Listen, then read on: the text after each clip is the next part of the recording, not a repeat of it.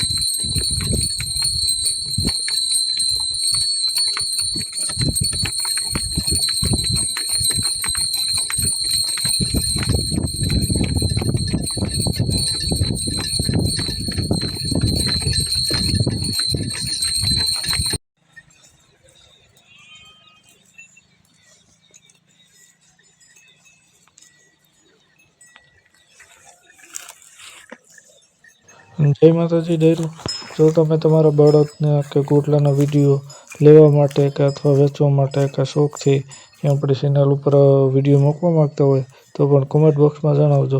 જય માતાજી ડેરો।